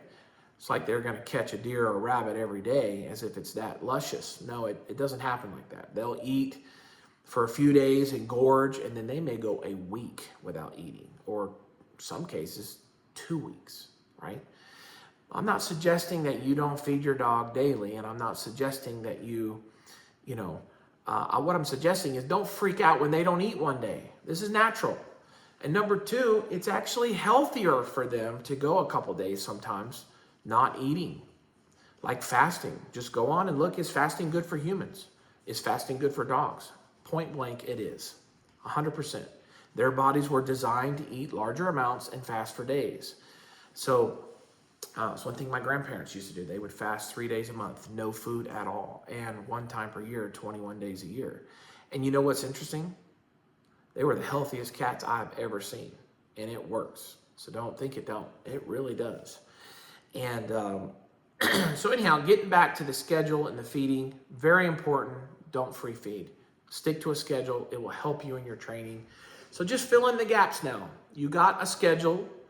You need to put some play time in there, maybe a walk, children time, training, all of that. Put it in there, fill it in. Maybe use your iPhone or use some kind of technology that sends you a little reminder or a kind of like a timer. Beep, beep, beep. It's ready to, feeding. Beep, beep, beep. It's ready for training, whatever. All that's great stuff. All that will help. And if you will stick to a schedule and do not let your emotions get involved with breaking or detouring from that schedule. For example, you put the puppy in within the first week and it's crying in the crate. Oh, poor thing, you let it out. Well, I can tell you, if you stick to your guns, that dog will love its crate and it will be totally relaxed and the best dog ever. But if you let your heart dictate what's good for them or not good for them, by letting their yips and yells and cries determine what you do, you'll eventually just let them out of the crate and they won't go in. And then they will deteriorate away from being a great trained dog.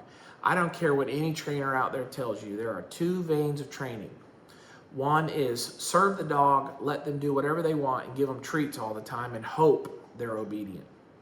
The other is structure, order, discipline, and centered around crate training and proper leash training and proper control of food in a pecking order, pack-like type mentality that they're used to and that their brains are already wired to do. You're going to get two different results.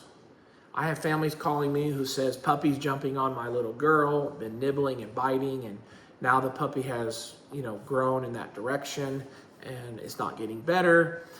And we've hired a trainer now for weeks. We're at $1,200 and we're not getting anywhere. And I'll say, well, duh, I told you. Don't hire snowflake trainers. They're wimps.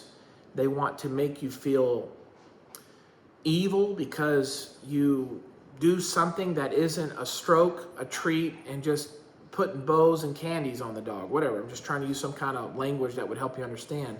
They're horrific trainers. Don't even go with them. It might work with 10% of the dogs. But the style of training that we're going to show you on how to deal with nipping and biting is not harmful. It's not abusive, but it's firm and it works. They don't bite. They won't do it if you do our training style and others. By the way, take a quick note here. The company we recommend for additional training that you can do online and not in person, because I don't really know a whole lot of trainers out there that follow this style of training. There are maybe 30% and the other 70% are the snowflakes. But it's solid canine training. K9 with a K and the number 9. So solid canine training. He's up north. He's got online videos, and basically you do the training yourself by watching the video and then replicating or mimicking it. Very, very good training. I would highly recommend you do that one.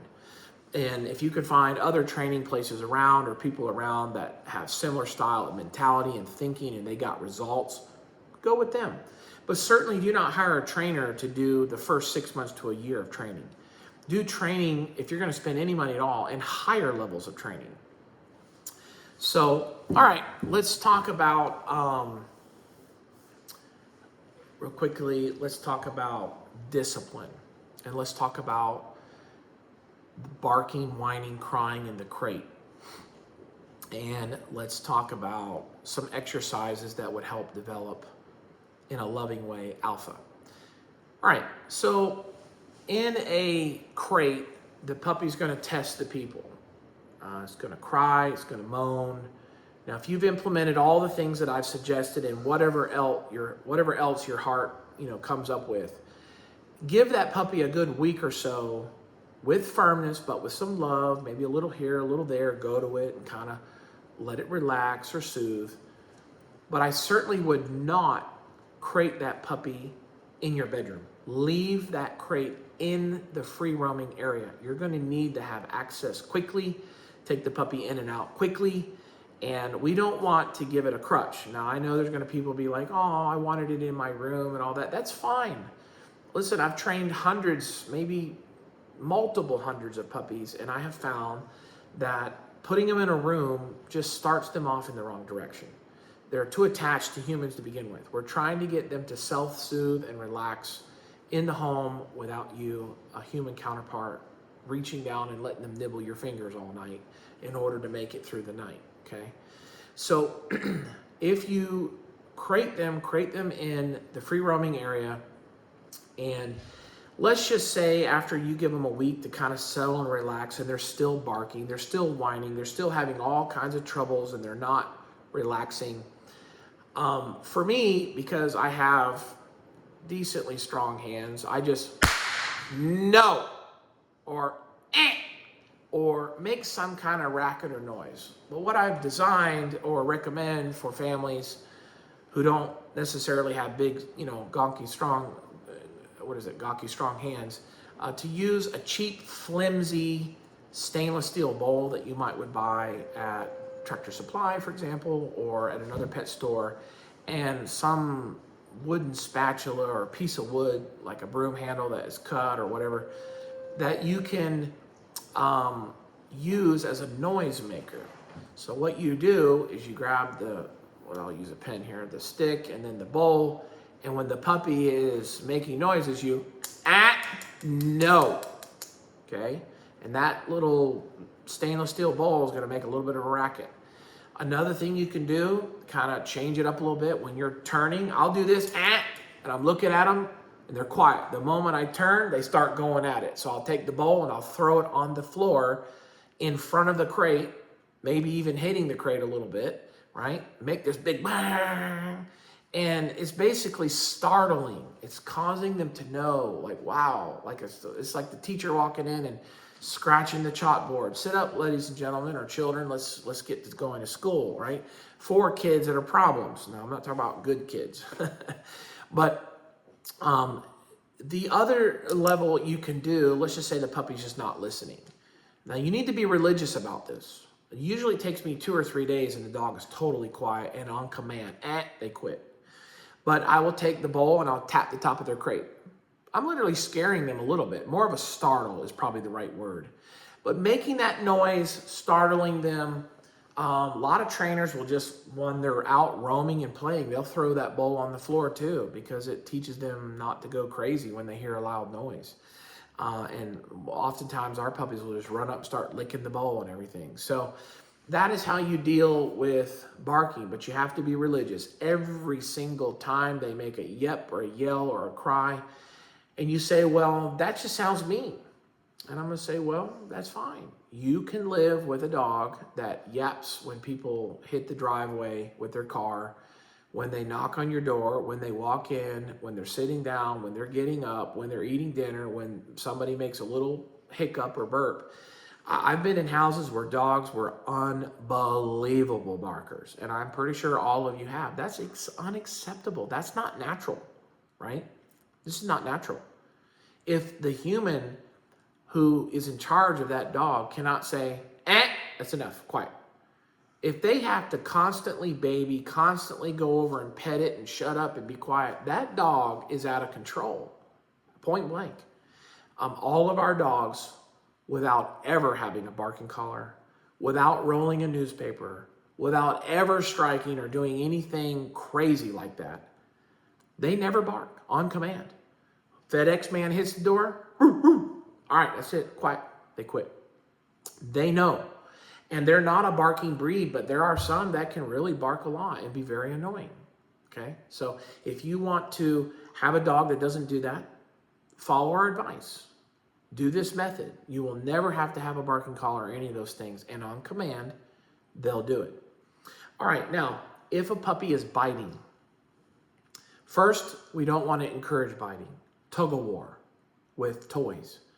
Going and ripping a toy from the dog's mouth, like in a play aggressive way, or playing with the puppy with our fingers in their mouth is a no-no. Don't do any of those things. You're encouraging them. Dogs are already playful with their mouths. That's kind of like their hands for humans. When I have puppies out there in the pens, they'll just be biting and growling and flipping and licking and that's their play. So it's pretty natural for them to start with that. And then all of a sudden one puppy nips another puppy a little too hard, or it does something it doesn't like, or it's trying to exert its dominance. Guess what happens? Then they get in a fight, right? And so dogs are in their natural state in that environment.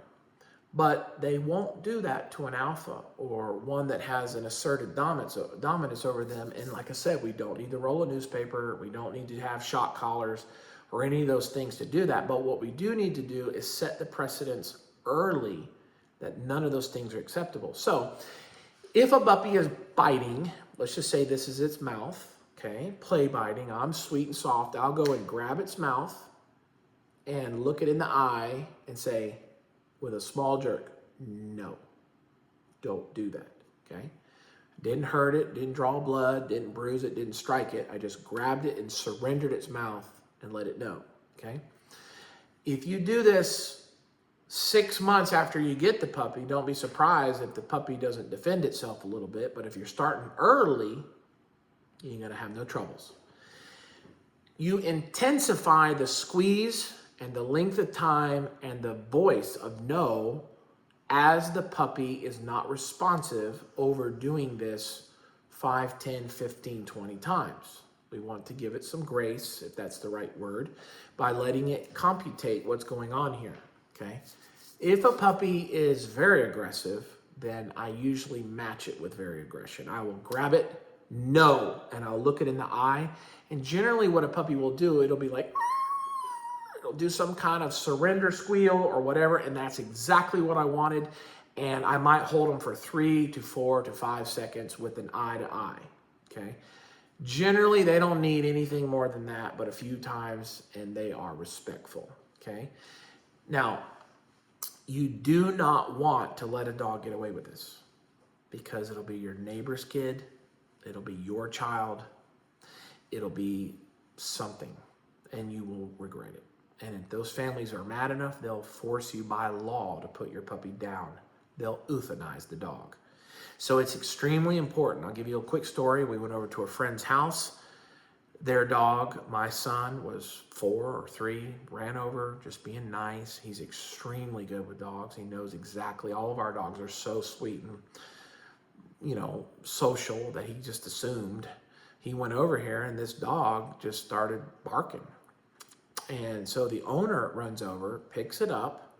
My son is 3 feet away, no lie. The owner's holding the dog. And the dog leaps at my son in midair out of the arms of the owner and bites him right here between the eyes and puts a 1/2 centimeter to 3/4 of a centimeter scar between his eyeballs. Now, if I wanted to, I could have had that dog put down, right? Because that is just unacceptable. If you think that it's acceptable to own a dog and have a dog act like that, you need to have something checked, okay? Do not own a dog that barks at people, that is aggressive, that is possessive, that bites. Absolutely unacceptable. But what's wrong is people are like, oh, she's just old. No. Oh, that's just her, you know, whatever. She's protective. No.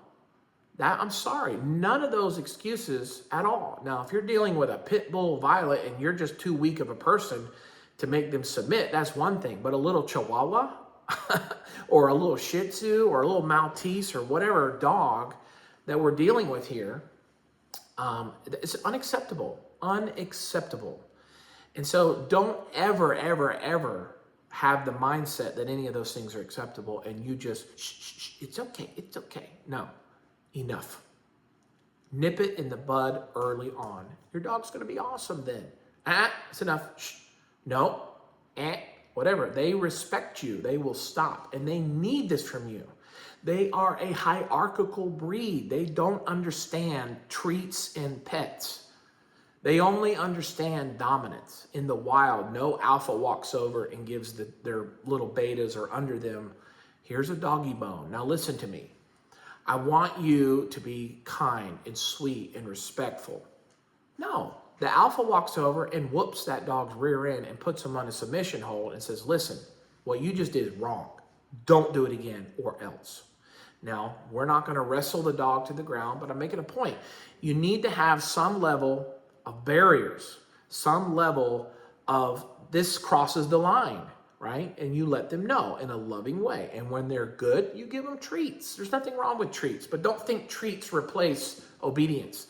Don't think treats replace barriers or corrections, because they don't. Okay, so we have the barking element, which we dealt with. We have the crating element, because you want them to relax. We have the biting or foul play or anything that you need to let them know that you have dominance. You just do the muzzle hold, okay? Whatever it be, okay? And that is really all that we really instruct concerning discipline, other than making them mind. Now, let's talk about leash training. Leash training is very easy to do the proper way, where the dog never pulls and it never dominates the person who's walking it. I'm sure, if you're willing to admit, if you go to a veterinarian's office, you'll watch people just literally have to work hands over fist to keep their dog still, relaxed, and from barking at everything that walks. And they can hardly hold them, right? Or you're out in public and their dog is just dragging them down the road, or they're out of control under certain situations or whatever. This is totally unacceptable. There is no need for a dog that cannot be properly leash trained. So what is the goal? I want you to do yourself a favor and go and look up Florida State Cattlemen's Show or Fair, right? Who was the 2024 or 2022 or 2016 Florida State champion bull that is walked on a leash in an arena with people, okay? Generally, there will be girls or a boy, but let's just say it's a girl. I've seen 100 pounds soaking wet, maybe 80 pounds, walking a 2,000-pound bull on a shoestring, and those bulls are 50 times more respectful and obedient than dogs. It's embarrassing. You could literally walk a bull in your home from one of these shows if your home could fit through the door and it didn't destroy your wood flooring, and it's better than a dog. I mean, it's crazy, right? And so the philosophy behind how they train those bulls is quite interesting. So if you ever go and watch Westminster on how the people hold their leash, they do not grab the end of the loop and let the dog walk wherever. They will keep a rather certain amount of tension leading down to where the dog stays on their right side if they're right-handed, or on their left side if they're left-handed, at a particular distance from their leg right to the beside them. If the human moves, the dog moves. If the human stops, the dog stops. If the human turns, the dog turns. And so we're teaching the dog to be the cart, and we're the horse. Whereas most people teach the dog to be the horse, and they're the cart. And where do you want to go, puppy? And they just let them drag them from early on. And then on and into adulthood, that's the way it develops. So how do we avoid that? Well, number one, there's 4 types of training that you need to do simultaneously. And I'm going to quickly go over them. So right here on that door, you can see the handle. See that handle right there? Well, right there. Anyhow, the handle on the door. Messed it up. That's where you would tie a dog off in my home. You can also put a bracket up on the wall somewhere, 4 or 5 feet high, like a little metal one with a little loop, and you can put a quick release as long as you hit a stud. Don't do it not in a stud. And the puppy basically is tied off. Okay, I don't start there. I always start outside, because if you put a puppy on a leash and tie it to a stake in the shade, properly environment, and you're watching it while you're reading a book or something, they're going to flip around like a fish that just got out of the lake. I mean, it is insane. And I start there first. I never take leash training in anything else first. I do the tying off for at least a week, okay?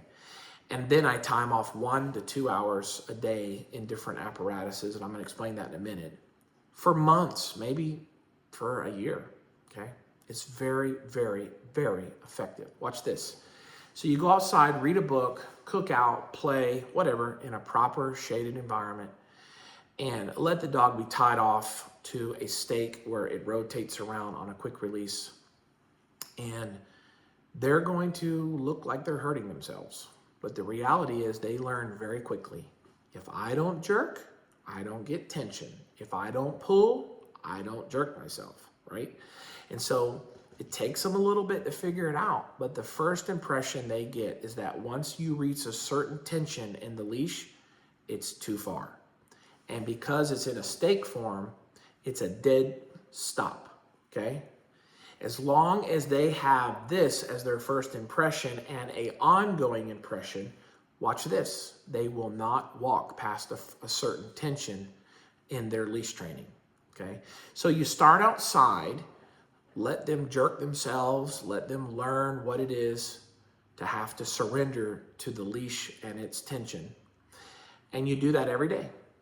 Now, if it's hot or cold, you know, it can be a deterrent, but as long as you can get a week or two outside, the other place to do it is inside once they're not flipping around and knocking their head out on the ground. Outside in the dirt is soft. If they flip, they're not going to hurt themselves, but on a tile or concrete floor is where you have problems, okay? So I recommend that you do this first and mirroring it inside, okay, at least an hour a day. And this can replace, by the way, some of their crate training, or at the very least, eliminating part of their free roaming time, okay?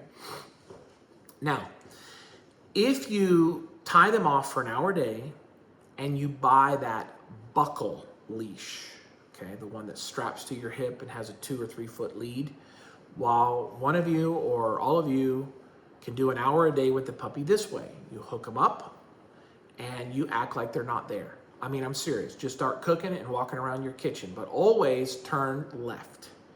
So if you turn right, the puppy might cross you and you're going right and they're going left, and now you have a problem. But if you're always turning left, they're kind of moving with you, okay? Now eventually, after they get pretty good, you can turn right slowly, and then eventually you can turn right fast and they'll do it with you perfectly. But the goal is always turn left and they will walk beside you on your side. Now when you first hook them up, they may not walk with you perfect. And if you're on a wood floor, just turn and walk slowly, even if you're kind of dragging them a little bit. They'll get it within one day. They'll be walking with you. I've done it hundreds of times. Now the other thing is that you want to let them pull or drag a leash in the free roaming area. If you just hook a puppy up on a leash, they might freak out just because of the leash, you know, like, what's this, you know? But if you are letting them drag it around the kitchen, or when you go outside to play around a little, let them drag them out there, and they can get used to it. It doesn't bother them. So I would definitely recommend doing that simultaneously on day one. So tying off outside, tying off inside, dragging the leash, and then doing the buckle harness on your side, okay? Now, after you've done all of this, or preferably not the sash, but you could do the sash. The sash is a later level training that I recommend you do later. But if you're doing this for, let's say, 2 to 3 weeks, puppy's doing pretty good, then you will add to that training where you go outside and you walk in a straight line for 150 feet with the puppy dragging the leash, and you give it a treat every 30 feet. And when you give it that treat, you make it sit. So now we're working on sit. And the goal is the puppy just follows you. That's it. You just want the puppy to follow you. Maybe you have to skip its second meal and give enough treats in this training to replace, or throughout the day with that training to replace the second meal. A lot of times, this is a way you want a dog that's slightly hungry to train properly. Now you walk every 30 feet, giving it a treat, down straight, back straight. You do this for 1 week. If the puppy is following you perfect and excited for those treats, now you're ready to grab the loop on the end of the 6 feet and do exactly the same thing for a week. If the puppy does well with you holding the loop and walking beside you with the other training still occurring, then after you've completed 1 week, you bring your hand and you come in 1 foot on the leash, so you went from 6 feet to 5 feet. And you keep doing this training for 1 week and moving your hand in. And you could do it faster. Sometimes you can move them in faster, especially with the other training occurring. But the goal is within 6 weeks, you're holding the leash 2 feet if you're short, maybe 2.5 feet if you're tall. where the puppy is walking directly beside you, maybe a foot, foot and a half to the right of your leg, exactly in line with you. If somebody's looking at you from the side, the puppy's not way in front of you, it's not way behind you. And when you hold that leash, I'll just show, you don't loosen you kind of keep it stiff, okay? And you're holding that leash with a little bit of tension. So when you're walking, the puppy's walking with you with tension. It's not loose where they can just go wherever. They feel a little bit of tension and it keeps them in line. Now, if a puppy's having trouble, or you're having a dog that just constantly pulls or yanks on you, or you're not getting through with these other trainings, you need to quit. Don't let it go long. I mean, you're not getting good results in a week or two. Put a prong collar. A prong collar does not cut, it does not injure, but it does make the dog feel a little bit uncomfortable when they pull, okay? I have a puppy here right now, year or so plus, the customers brought it here for us to board. Honestly, without being mean, terrible on a leash. I mean, will jump on you, jump on your kids, pull you, drag you, seize anything. I put a prong collar on him because I'm not willing to spend 6 weeks to fix it. Instantly, he was fixed. I mean, he would not do anything. Now, I told the family to buy a prong collar, and they said they would, okay? And they might be able to do the prong collar for a year straight, and then they might be able to remove it. Service animals are trained with prong collars. This is not for a pit bull crazy dog. It's for all dogs. But it's a great training tool. But if you do these other measures, probably 50 to 80% of the puppies will not need that, but some do. And I'm telling you, don't go longer than a couple weeks if you're not seeing perfect minding results, because you don't want them to even have a hint that that's acceptable. Put a prong on. You might as well just buy a prong. They're not that expensive anyhow. And do a few sessions with it and see if you see any major differences or results, okay? Now, if you train in your home on the buckle or the sash, it's hands-free. And that dog learns to walk with you perfectly. And as long as they're being tied off early, both outside and inside, and if you sense them pulling on you a little bit, you give them a little nudge back. So like if they're pulling a little bit, you nudge it back. No, like pull the pressure, give them a little small jerk. And if they're not obeying and all of that, you keep the prong collar on. But how would you like to walk down the road with your kids or your family or your friends, and you got like a purse sash on, and that dog is walking with you hands-free, perfect. And you're shopping and you got your hands full of groceries or whatever. It's so pleasant, it's so wonderful. And that is how you properly train a dog in leash training. And obviously, I'm sure there are other styles or other opinions, but the gist of it is, if I can walk a 2,000-pound bull on a shoestring because they tied it to a pole for its entire life, starting when it was young, they tied it to a pole for a season so that a certain tension has a dead stop. Imagine, why do puppies get trained improperly? It's because the family grabs the loop and they let the puppy walk wherever. Take me where you want to go, right? And that's in their mind. I can just pull you or walk wherever I want to go, and you're going to follow me, okay? So how are you ever going to reverse that if you're training from the start? Let's start with, you can't go anywhere on up into a certain tension. And then I will keep that tension on you at all times, and they're mentally like, this is a barrier. Do you not know that 2,000-pound bull could literally throw that little 100-pound girl all over the place if it wanted to? But it's in its mind. It's psychologically got a barrier that it can't remove because it's been there since it's little. So you got to start your training immediately when you get them, and you got to consistently keep it up for 6 months to a year. And then after that, you got a golden dog when it comes to leash training. The best you'll ever have, because I guarantee you nobody does this. Very, very few people do this, except professional trainers that know how to do it. All right? Okay. Let me gather my thoughts here. So we talked about crate training, we talked about feeding, we talked about scheduling, we talked about leash training, we talked about discipline. Treat your puppy like a baby. When you take it home, don't take it to the park. don't walk it through PetSmart. Wait till it at least has some time for its immunity to develop, or you've completed at least 4 rounds of vaccines with letting its immunity build up. And like I said, I'm not really against vaccinations. What I'm against is excessive vaccinations ongoing for the rest of his life, or having vaccinations that really don't need, okay?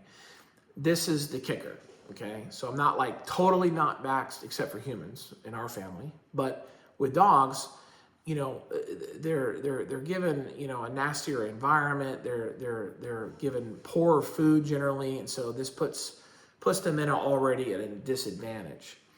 So anyhow, you know, that's our thoughts. Complete the vaccinations to at least 3 to 4 rounds before you let them have full access to everything on earth. You can do it yourself. You can keep the records. And when you get your spay and neuter done, you know, or vasectomies, or tubes tying, which is now an option. It's a lot more expensive, by the way. You have to report that to us within, you know, the 12-month period. There are no possibilities of you breeding or using the genetics of these dogs to bring forth puppies of any kind or to sell them. That is forbidden in our contract, and it comes with a lawsuit and a hefty fine. The reason we do not allow anyone to breed our dogs and it's because we vet whoever's getting into the business. They have to do all this health testing and, you know, seeking out to breed and to professionally deal with their dogs and their puppies. We're not interested in starting a bunch of backyard programs that diminish the quality and the long-term, you know, future goals of this breed, where they wind up becoming nothing. And then, of course, the value of what we do could never be accomplished if we were getting $500 or $1,000 or even $1,500 puppy. Spending the socializing time, the health testing time, the quality in what we do, the care, the teaching, the warranties, the investment of all that we do for our customers can only be achieved if the puppies are at a price that can merit that. And so we are thankful that you believe in our vision to have great health tested dogs, to have dogs that have excellent coats, excellent bills, mouth bites. We're continuing to work towards bettering this breed. I have friends, I have family, I have people and customers that have said, hey, I don't feel good about adopting a dog from you. You're a terrible breeder.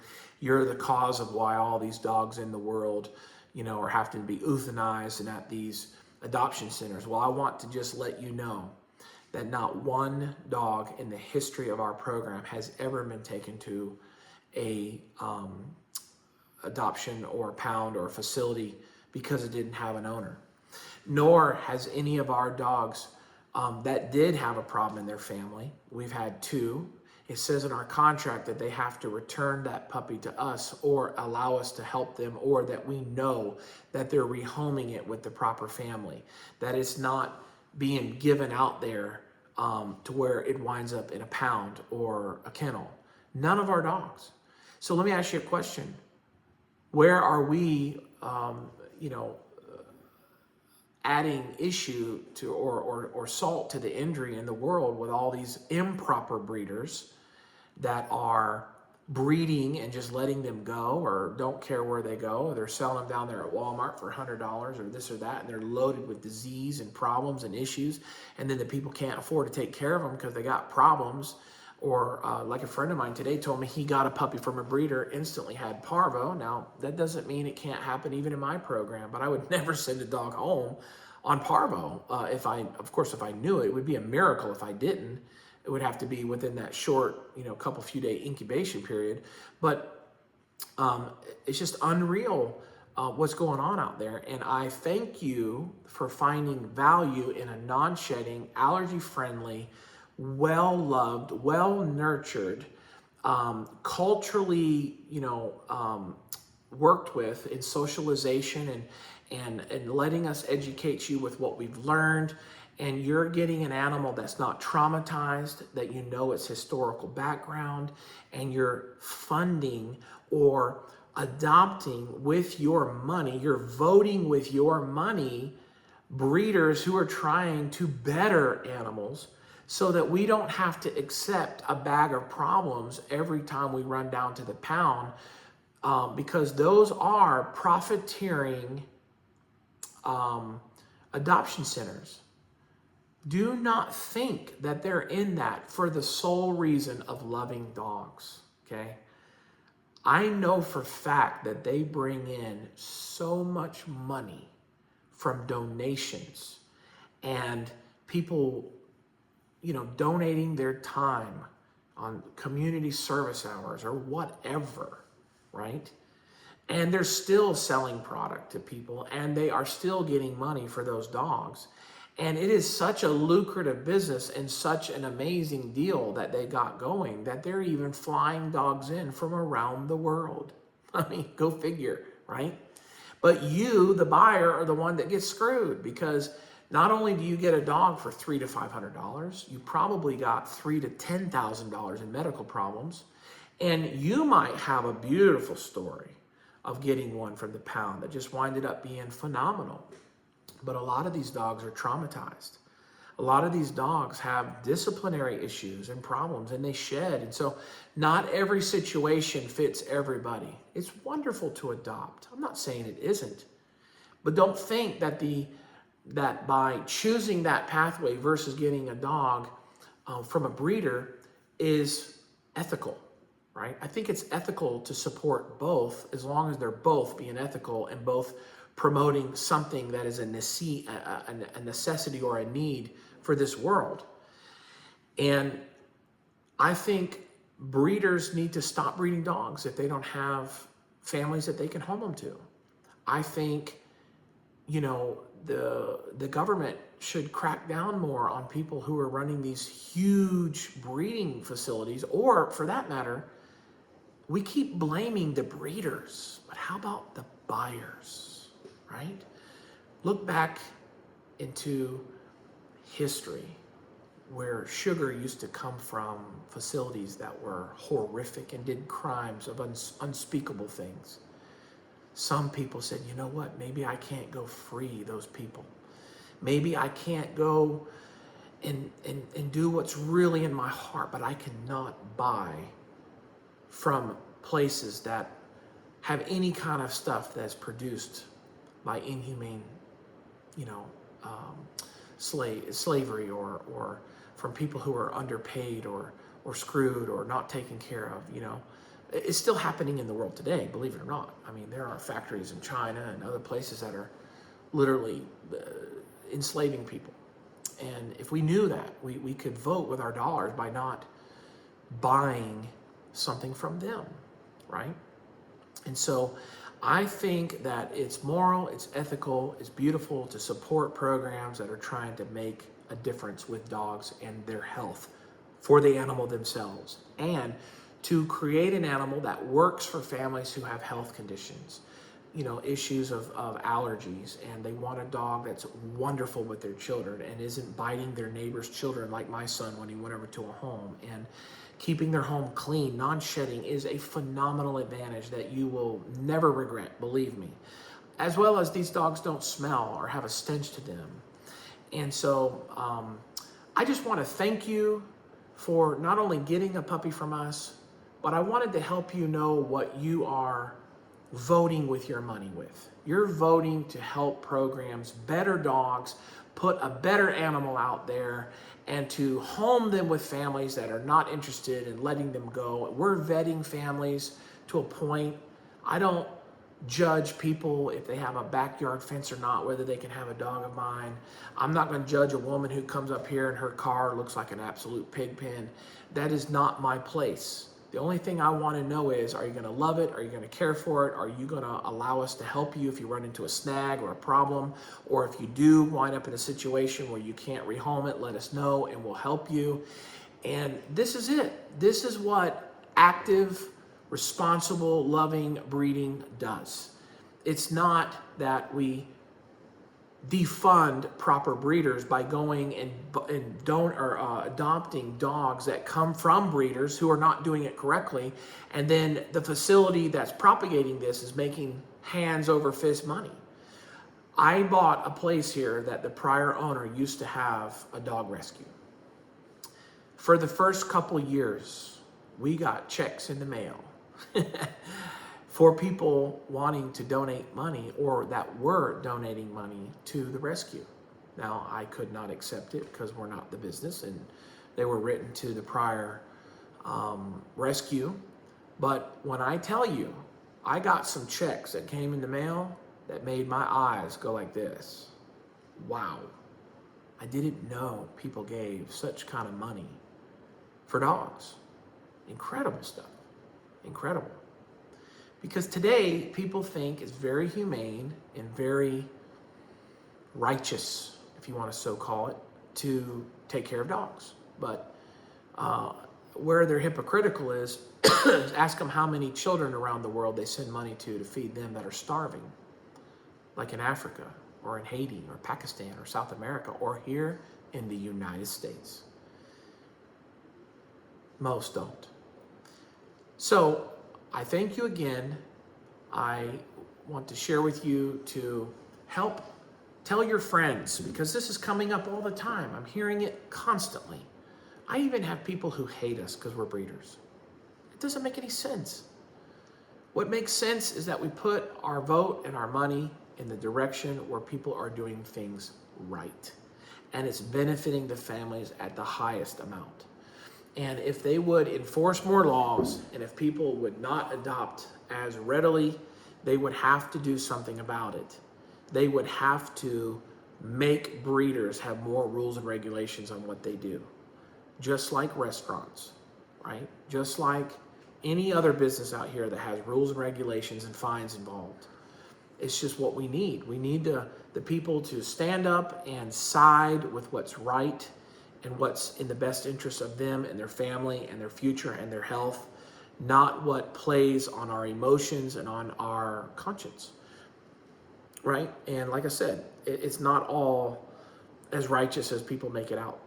So I want to thank you again. I want you to know that in the future, you can call us if you run into a snag, if you have any issues. I've had families who've called me 5 years after they got their puppy and they ran into an issue, or they're having certain health issues, things that they couldn't necessarily solve on their own. They called me, I'm very friendly. Hey, here's my 2 cents. Some of it helped, some of it didn't, but we're here. In regard to your warranty, I am not a lawyer. It's impossible to write out paperwork that covers everything. And to be honest with you, we're doing the best we can. Our real warranty is in our health testing. It's in our vetting. It's in our calling. It's in doing the best we can to breed quality animals. But if you do have something that erupts in your puppy within the first 2 years that is a big enough problem that we need to, either replace the puppy or assist you with advice or help, please call us.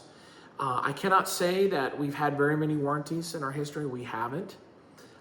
Most of our puppies, that we've had, like I'd say maybe 5 or less in our history, we offered, to give them a replacement puppy. And in some cases, we demanded the dog back. In other cases, we did not. And only in rare instances have we assisted financially.